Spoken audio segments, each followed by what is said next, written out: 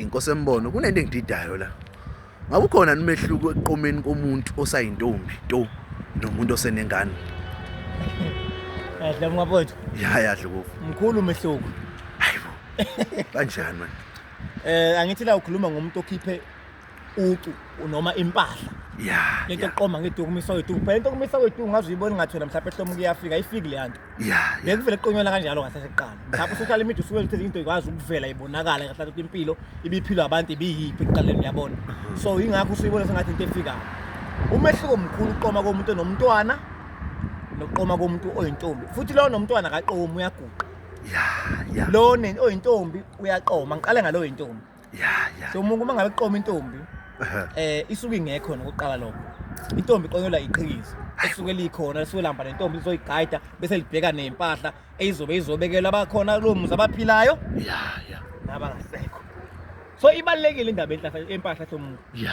Ngoba izihlale ngisho emsamo endlini kagogo ibekele wonke umndeni umuntu uma ngabe efika ekuseni thwayi intombi yakabani iqomile mase kuyashiwa mase umuntu efetha iduku lakhe bewumama thatha iphinifa lakhe thatha icansi lakhe abhenguza afaka iphinifa afaka iduku lakhe akikiza aye ngalo ubonakala ukuthi into yazi kanjani yayinhle into intombi into ke lo hlomo uzothi uma ngabe siyayiqedile lokho bese kuhamba kwenziwa yini kumiswa iduku elimhlophe qwa okusho ukuthi intombi la ayinaqhakaza ndawo iqomile iclean. Ya. So ke hlomuka lo muntu lowo wayiqala ke mase kuthiwa uhamba lento kuthiwa yikhwe wayesoma kodwa engalali nengane yomuntu ngoba into ebeyifayele kube ukuthi igcine umuntu angakwazi ukuthi ahlangane nengane yomuntu bekufayele kube ukuthi uzakwazi ukuhlangana ngoba sekukhona kuvezile ukuthi inkomo yasekhaya uyinkomo yemvuma inkomo kabani kamama. So kubalekile ukuqoma kwentombi somuka ngempahla ngoba izalukazi ziqala lapho decide lo muntu unkosikazi noma unjani akasiyena. Ya ngaze ngayithanda la. Ya hlomuka so ke ibalekile kakhulu bese hlomuka siza la ekuguqeni kwentombi usuthatha umuntu nomntwana ke manje. Okokuqala akukho wrong kumthatha.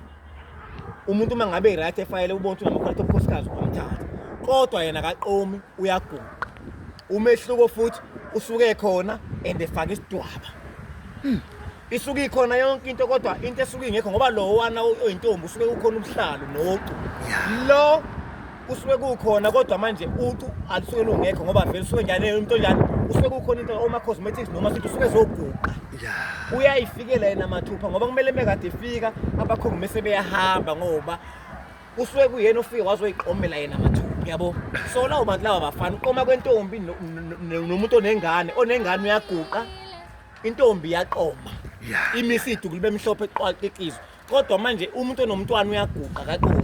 So ayiwa lento kufana ngisho abakhongi leti iyafana abakhongi hlomuka uma ngabe ukuthi uthuma abakhongi ukukhulelisile abakhongi bathi izidla amaqanda inkulumo iqaqe esangweni ukuthi labantu banjani bonile usakhamuzi singakavuki ukuthi labantu banjani benze ngecala la ekhaya ukuthi sengane sebehlangane nayo bayona kodwa hlomuka uma ukuthi bazocela ihlobo esihle bashe esangweni baba ngema Dlokovu ithina singaba kahlomuka socela ihlobo esinjani esihle labakhongi bahlukile abafana umemeza kwabo abafana bonile nabangonini ukuqoma kwentombi ke emsulwa ayifani nentombi esinengane iyaqoma lekhipha ucu ibe nekhipha impahla le iyaguqa and isuke ikhona futhi le iqonyelwa amaqhizi intombi into le iyaguqa isuke iyeleyo namathupha bese kuvuka ngasakhamba abakhongi kwenze konke process bese gcina kwenza ngani kwenza ukuthi umganwana futhi ukuganwana hlomuka kukodwa kokubili kuthathu kumele kube nesigcawu phakathi uma singekho lezi ndawo lezi abaveli bethathe behlale kuthiwa ukushaqa akusona isizulu leso umkhuba ngoba kusasa kuhamba isalukazi umuntu esemdala uthi unjani